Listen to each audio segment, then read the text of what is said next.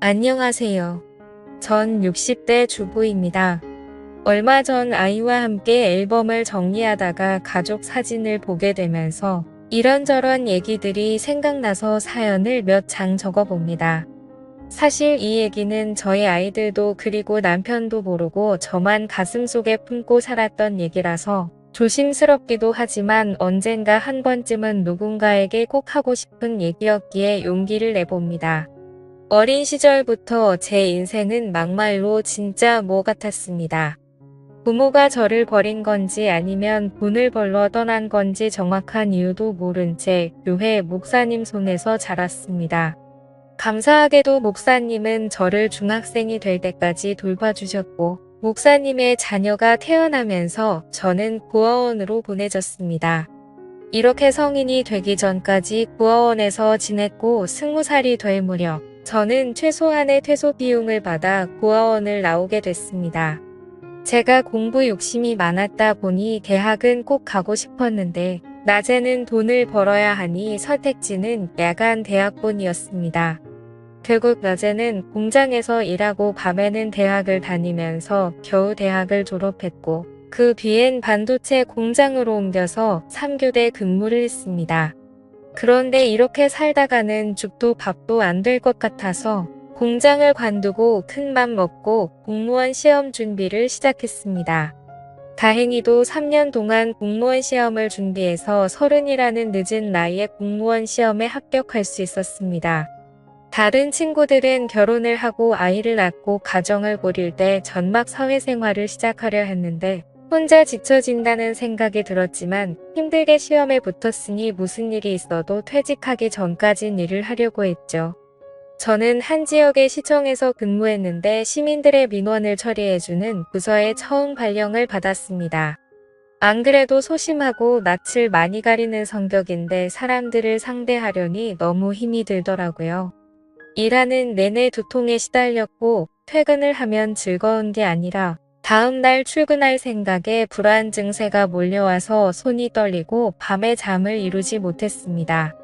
안 그래도 소심하고 낯을 많이 가리는 성격인데 퇴근을 하면 즐거운 게 아니라 손이 떨리고 그러던 어느 날 민원 처리를 하고 있는데 한 남자가 서류를 들고 와서 몇 가지 문의를 해왔습니다. 그 남자의 물음에 답을 해주는데 갑자기 정신이 몽롱해지면서 잠이 오는 겁니다. 그렇게 전 그 자리에서 쓰러졌고 눈을 떠보니 병실에 누워 있었습니다. 그런데 제 앞에는 낯선 남자가 서 있는 겁니다. 정신을 차리고 자리에서 일어나려고 하니 지금 일어나실 수 있겠어요? 좀 더 쉬셔야 할 것 같은데 라고 하며 저를 일으켜주는데 낯선 남자의 터치가 조금 불편해서 제가 몸을 뒤척이니 좀 더 쉬셔야 할 것 같은데 제가 몸을 뒤척이다. 아, 죄송합니다. 저 누군지 모르시겠죠? 저 아까 시청에서 서류를 떼려고 갔는데 갑자기 제 앞에서 쓰러지시는 바람에 우선 놀라서 제가 응급차 타고 같이 왔어요. 직원분들이 올 상황이 아닌 것 같아서 라고 자기 길을 소개하더라고요. 저는 감사한 마음에 퇴원 처리를 하고 그분에게 연락처를 물었습니다. 그래도 저 도와주신 분인데 식사 대접이라도 해야 할 것 같아서요. 그리고 일주일 뒤 그 남자와 저녁 식사를 하는데 사람이 너무 자상하고 괜찮더라고요. 그 남자는 아버지와 함께 작은 사업을 하는 남자였는데 겉모습만 봐도 저와는 너무 다른 세계에 사는 사람 같았습니다. 깔끔한 스타일의 옷도 유명 브랜드를 입고 다니고 누가 봐도 곱게 자란 티가 났죠. 몇 번 만나면서 저는 그 남자에게 호감을 느꼈지만 만나면 만날수록 욕심을 내면 안 될 것 같다는 생각이 들더라고요. 전 친인척 하나 없고 부모도 없는 고아원 출신의 재산이라고는 제가 월급 와서 모은 돈이 전부였으니까요. 이제 겨우 시험에 붙어서 작은 원룸 하나 마련하기까지 너무 오랜 시간이 걸려서 그런지 그 멋진 남자 앞에만 있으면 제가 너무 작아지는 느낌이 들었습니다. 하지만 그 남자와 한 달 정도 만나면서 몇 번이나 헤어지자고 얘기하려 했지만 도저히 용기가 나지 않았습니다. 그런데 하루는 남자가 집업이라면서 잠깐 나와달라고 하더라고요.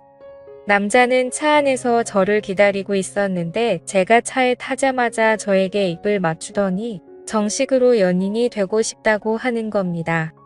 전 그 얘기를 듣고 펑펑 울어버렸습니다. 나같이 볼품없는 사람을 사랑해주는 사람이 나타나니 괜스레 눈물이 나더라고요. 전 그렇게 그 남자를 받아주기로 했고 1년 연애 끝에 저희 두 사람은 결혼을 약속했습니다. 저야 부모님이 안 계셔서 저만 좋으면 결혼을 할 수 있었지만 문제는 남자의 어머니였습니다. 결혼을 반대하는 이유는 단지 제가 고아라는 것 때문이었습니다. 어머님을 이해 못하는 건 아니었지만 고아가 된 게 제 탓도 아니고 저만 나보지도 않겠다고 하시니 솔직히 억울하긴 하더라고요. 하지만 아버지는 달랐습니다. 오히려 제가 고아로 자랐는데 혼자 공부해서 공무원까지 됐다고 하니 따고가 있어 보인다며 저를 먼저 만나보고 싶다고 하셨다는 겁니다. 이렇게 아버님과 처음으로 식사 자리가 마련됐고 저를 보며 환하게 웃어주셨던 미소가 아직도 생각이 납니다. 거기에 술이 한 잔 들어가니 저도 마음이 편해지고 아버님께서 저에게 도마를 놓으시니 마치 이 결혼을 정말 허락받은 것 같은 생각이 들었습니다. 아버님이 잘해주시니 저도 그만큼 해드리려고 정말 많이 노력했습니다. 결혼하기도 전이었지만 먼저 연락도 드리고 선물도 드리고 단둘이 만나서 식사도 하고 아버님은 그런 제가 정말 마음에 드셨는지 얼른 결혼식을 준비하라고 하시더라고요. 어머님은 자기한테 맡기라면서요. 결국 저희 두 사람은 아버님을 등에 업고 결혼식을 올릴 수 있었고 감사하게도 작은 신혼집까지 마련해 주셨습니다. 대신 조건이 있었습니다. 제가 몸이 많이 오약한 편이다 보니 아버님께서는 일을 관두고 남편은 애조하길 원하셨습니다. 대신 무슨 일이 생기면 본인에게 바로 얘기하고 책임까지 져주시겠다고 약속을 했지요. 저 말을 듣고 솔직히 고민을 안 했다면 거짓말입니다. 공무원이 되겠다고 고생한 3년이 주마등처럼 스쳐갔지만 저도 이제 남들처럼 가정이 생겼고 제 미래를 이 가족에게 바쳐도 괜찮을 것 같다는 생각이 들었습니다. 솔직히 남편 사업이 꽤 잘 되기도 했었고 적어도 돈 때문에 마음고생할 일은 없어 보였기 때문이죠. 전 사직서를 제출했고 시댁 근처에 신혼집을 얻어 남편과 행복한 신혼생활을 보냈습니다. 하지만 점점 남편은 변해가기 시작했습니다. 누구보다 저를 사랑해 줄 것 같던 사람이 외박은 점점 잦아지고 연락도 잘 되지 않았습니다. 제가 조금이라도 잔소리를 하면 바로 손이 올라왔고 폭력을 쓰려 하더군요. 전 그럴 때마다 아버님을 찾아갔고 아버님께서는 저 대신 남편에게 쓴 소리도 하고 혼을 내기도 하셨습니다. 그렇게 결혼 3년 차쯤 됐을까 드디어 사건이 터졌습니다. 점심때 친구와 만나기로 한 약속 장소는 남편 회사 근처였습니다. 친구와 점심을 먹고 남편이랑 커피 한잔 하려고 휴대폰을 꺼내든 순간 전 제 눈을 의심했습니다. 남편이 낯선 여자의 허리를 감고 길을 걷고 있더라고요. 멀리 있어서 흐릿했지만 분명 제가 아침에 챙겨준 셔츠에 신발 그리고 제 키까지 누가 봐도 남편이었습니다. 그 자리에서 남편에게 달려가 딱이라도 때리고 그 여자의 머리차라도 잡았어야 했지만 전 아무 말도 하지 못했습니다. 만약 이대로 이혼을 하게 되면 앞으로 어떻게 살아가야 할지 그저 막막하기만 했거든요. 그 일이 있고 난 뒤 남편의 바람은 더 과감해졌습니다. 대놓고 집 앞에 차를 세워두고 그 여자와 데이트를 하고 동네에서도 팔짱을 끼고 다니면서 부부 행세를 했습니다. 어찌나 유난들을 떨고 다녔는지 이미 동네에선 남편이 바람을 피고 있다는 소문이 파다할 정도였으니까요. 한 번은 동네에 부끄럽게 뭐 하는 거야 바람을 피려면 조용히 피던가 하고 먼저 한마디 던졌더니 황당하다는 듯 대답하더군요. 여자가 말이야 남편이 집에 오면 좀 살갑게 애교도 부리고 그래야지 목석처럼 앉아서 말 한마디 안 하는데 무슨 재미로 집에 오겠냐. 그래 저 말을 듣는데 기가 막히더군요. 마치 자기가 바람을 핀 이유가 저 때문이라는 것처럼 말을 하고는 문을 쾅 닫고 나가버렸습니다. 저는 저 말을 꺼내기까지 몇 날 며칠을 고민했는데 고작 돌아오는 대답이 저 따위라니. 이대로 집에 혼자 있으면 이대로 제가 죽어버릴 것만 같아서 누군가에게 위로받고 싶었지만 전화 한 통 걸 곳이 없었습니다. 전 결국 시댁의 모든 사실을 다 얘기했고 어머님은 남자가 사업을 하다 보면 그럴 수도 있는 거라며 그냥 잊고 살라고 하는 반면 아버님은 달랐습니다.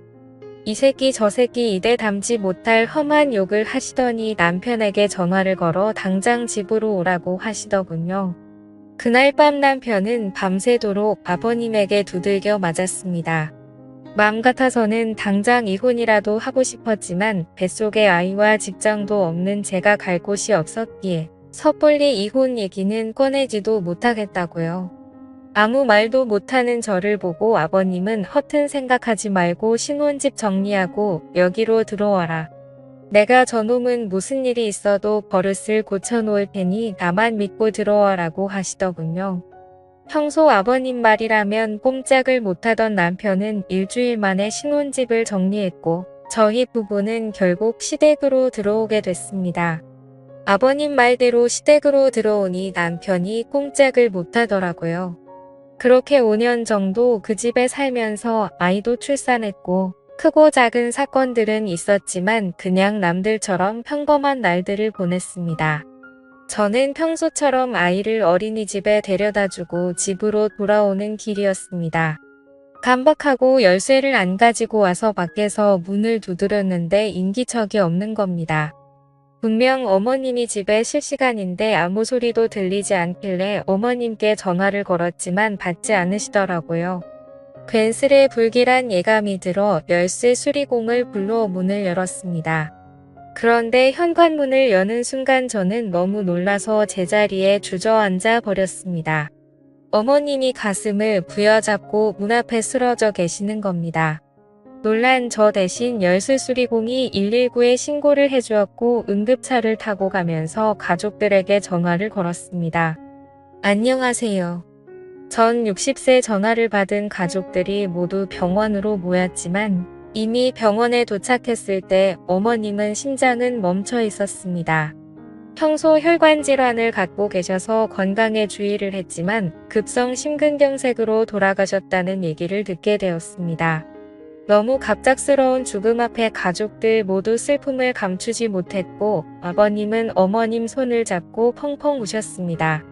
그렇게 갑작스레 어머님이 돌아가시고 난 뒤 아버님의 건강도 급격히 안 좋아지기 시작했습니다. 신우들은 이미 결혼을 해서 아버님을 모실 수 없다는 입장이었고 제가 집에 있으니 요양보호사는 부르지 말자고 하더군요. 결국 전 아버님과 함께 살며 아버님의 수발을 들었습니다. 매니마다 식사를 챙겨드리는 것은 기본이었고 관절염이 심해지셔서 거동이 불편하신 아버님은 휠체어 생활을 하셨는데 화장실에 가실 때나 밖에 볼 일이 있으실 때도 항상 제가 아버님을 모시고 다녔습니다. 솔직히 처음 오면은 왜 내가 이런 일을 해야 하는지 싶은 생각에 도망치고 싶고 아버님이 원망스럽기도 했습니다. 돈이 없는 집도 아니고 누가 나한테 월급을 주는 것도 아닌데 자식들도 안 하는 걸 며느리인 제가 하고 있으니 가끔 투정을 부리고 화를 내는 저를 보면서 아버님도 제게 죄스러운 마음이 드셨나 봅니다. 제가 짜증을 내도 아버님은 저에게 미안하다는 말을 달고 사셨습니다. 하루는 제발 요양원으로 보내달라 사정하시는데 저 때문인 것 같아서 눈물이 다 나더라고요. 결국 아버님께 제가 할 수 있을 때까진 모시겠다고 약속을 드렸죠. 그렇게 아버님을 모시고 산지 15년이라는 세월이 흘렀습니다. 서로 살 부비며 살다 보니 아빠와 딸처럼 정말 막역한 사이가 되었고 신기하게도 아버님이 점점 건강을 되찾으시는 게 눈에 보였습니다. 낮에는 저랑 같이 밖에 나가서 같이 산책도 하고 바람도 좀 쐬면서 즐거운 시간을 보내는 반면 밤만 되면 저랑 남편을 빤히 저를 쳐다보시기만 하고 묻는 말에는 대답도 하지 않으시더라고요. 그리고 새벽부터 일어나서는 방 안에서 혼자 어머님의 이름을 부르면서 막 울부짖기도 하셨습니다. 하루는 남편이 조심스럽게 먼저 제게 말을 꺼내더라고요. 여보, 내 생각엔 아버지 치매 같은데 좀 이상하잖아. 대답도 잘 안 하고 말도 잘 못 알아듣는 것 같은데 낮에 시간 될 때 당신이 모시고 병원 좀 가봐. 거참 노인네, 이젠 하다 머리가 말썽이네. 제가 치매 노인을 겪어본 적은 없지만 치매라기엔 아버님은 저와 대화도 잘하시고 장난도 잘 치셨는데 남편이 저렇게 얘기하는 걸 보니 맞는 것 같기도 하고 좀처럼 감을 잡을 수가 없더라고요. 날이 밝으면 아버님을 모시고 병원에 가야 하나 생각하고 침대에 누워 잠이 들렸는데 밖에서 인기척이 들리는 겁니다. 남편은 제 옆에 누워 코를 골며 자고 있고 인기척이라면 아버님뿐인데 뭐가 필요하신가 싶어 밖에 나왔더니 후다닥 방으로 들어가시더라고요. 그 다음 날도 또 다음 날도 아버님은 밤마다 제 방 앞에서 서성이시다가 제가 나오면 다시 방으로 들어가셨습니다. 왜 저러시는 건지 궁금하면서도 별별 생각이 다 들더군요. 어머님이 일찍 돌아가신 후로 외로워서 저러시는 건지 뭐가 필요하신데 말을 못하시는 건지 저는 걱정스런 마음에 거실에서 아버님을 기다리기로 했습니다. 졸린 눈을 비비면서 아버님을 기다리고 있는데 새벽 1시가 넘어서야 아버님이 방에서 나오시더라고요. 그런데 이상하게도 저를 보고는 놀라지도 않으시는 겁니다. 제가 작은 목소리로 아버님 뭐 필요한 거 있으세요? 저한테 말씀하세요. 라고 했더니 아버님이 제 옆에 앉으시더니 제 손을 꼭 잡으셨습니다. 그리고는 작은 소리로 뭐라고 하시는데 처음엔 무슨 말씀을 하시는 건지 이해가 잘 되지 않았습니다. 그런데 갑자기 아버님이 눈물을 뚝뚝 흘리시는 겁니다. 큰 소리로 울지는 못하시고 숨죽여서 우시는데 저까지도 눈물이 나더라고요. 저는 이유도 모른 채 아버님을 위로해드렸고 아버님은 힘들게 입을 여셨습니다. 희정아, 정말 고맙다. 내가 너한테 정말 고마워서 은혜를 어떻게 갚아야 할지도 모르겠다. 그리고 정말 고생 많았다. 내가 한 번은 꼭 말해야지. 생각을 했는데 정말 고생 많았다. 라고 말씀해 주시더라고요. 15년이 넘는 시간 동안 아버님을 모시고 살았지만 미안하다는 말뿐 고맙다거나 고생했다는 말은 한 번도 해주신 적이 없으셨거든요. 제가 아버님 앞에서 울자 아버님은 저를 꼭 안아주셨습니다. 그리고는 몇 시간 동안 이런저런 얘기들을 나눴지요. 그리고는 동이틀 무렵 아버님은 저에게 작은 종이 한 장을 보여주셨습니다. 그 종이 속에는 유언장이라는 세 글자가 적혀 있었습니다. 그리고 그 유언장에 적힌 내용을 보고 저는 깜짝 놀랄 수밖에 없었습니다. 아버님이 가지고 계신 재산의 일부만 남겨두고 모두 저에게 위임하고 싶다는 내용이었습니다. 가슴에 손을 얹고 저는 돈을 바라고 아버님을 모신 것이 아니라 정말 제 아버지라는 생각으로 아버님을 모신 건데 그 유언장을 보고 마음이 너무 무거워졌습니다. 아버님, 제가 이런 걸 바라고 아버님과 함께 지낸 게 아니에요.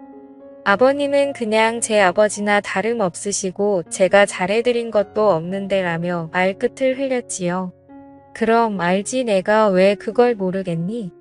자식들도 다 마다한 걸 며느리인 내가 해줬으니 거절 말고 받아라. 내 평생 은혜를 갚으려면 이걸로도 많이 부족하다만 이렇게라도 해야 내 마음이 편해질 것 같다. 말씀하시고는 방으로 들어가셨습니다. 그 일이 있고 난 뒤 저 남편 아버님 모두 아무 일 없다는 듯 평범하게 지냈습니다. 저도 아버님도 그날 일에 대해서는 얘기를 꺼내지 않았지요. 그리고 3년 뒤쯤 아버님의 아침상을 차려서 방으로 가지고 들어갔는데 아버님께서 누워서 눈만 껌뻑껌뻑 하시는 겁니다. 아버님, 일어나서 식사 드세요. 마늘 장아찌 좋아하셔서 그거 만들었어요. 하고 말씀드리는 순간 헛기침을 크게 하시더니 그 자리에서 숨을 거두셨습니다. 저는 아버님을 끌어안고 펑펑 울었고 결국 아버님의 인종을 지킨 며느리가 됐습니다. 아버님 장례를 치르고 물건들을 정리하는데 신우들이 집으로 몰려왔습니다.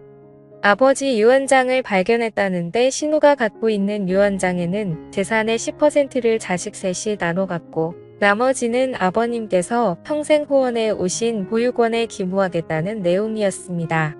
그 유언장을 보고는 세 남매는 아버님을 원망하는 곡소리를 냈고 그 모습을 보면서 저는 그 모습을 멀뚱멀뚱 바라만 보고 있었습니다. 물론 아버님이 제게 주신 유언장 얘기는 굳이 하지 않았지요. 어차피 제 돈도 아니었고 아버님께서 좋은 일에 쓰시겠다고 결정하셨으니 그 뜻을 따르는 게 맞다고 생각했거든요. 그리고 한 달 정도 시간이 흐르고 우리 집으로 웬 남자가 한 명 찾아왔습니다. 그 남자는 자신을 변호사라고 소개하고 작은 명함과 함께 재산 위임장과 이혼 서류를 제게 건네주었습니다. 알고 보니 살아생전 아버님께서 변호사를 통해 유언장을 미리 전달해 두셨고 재산 위임 조건은 남편과 이혼하는 것이라고 하셨답니다. 이 사실은 돌아가신 아버님과 변호사 그리고 저만 알고 있으니 걱정하지 말라고 얘기하시는데 전 그 자리에 주저앉아 펑펑 울어버렸습니다. 아버님 바람대로 전 짐을 싸서 그 집을 나왔고 아버님이 남겨주신 재산으로 작은 아파트 한 채를 구입했습니다. 그리고 남편에게는 이혼 서류를 우편으로 보냈습니다. 다행인지 불행인지 남편은 별말 없이 동의했고 저희 부부는 그렇게 합의하에 이혼을 하게 됐지요. 벌써 아버님이 돌아가시고 남편과 이혼을 한 지 5년이 지났습니다. 전 지금도 아버님 일이 되면 저 혼자 작게 제사를 지내고 가끔 산소에 찾아뵙고 인사도 드립니다. 비록 제가 며느리로 아버님을 만났지만 친부모보다 저를 예쁘게 해주시고 사랑해주신 아버님에게 기회를 통해 정말 감사하고 사랑한다고 말씀드리고 싶습니다. 아버님 정말 감사합니다.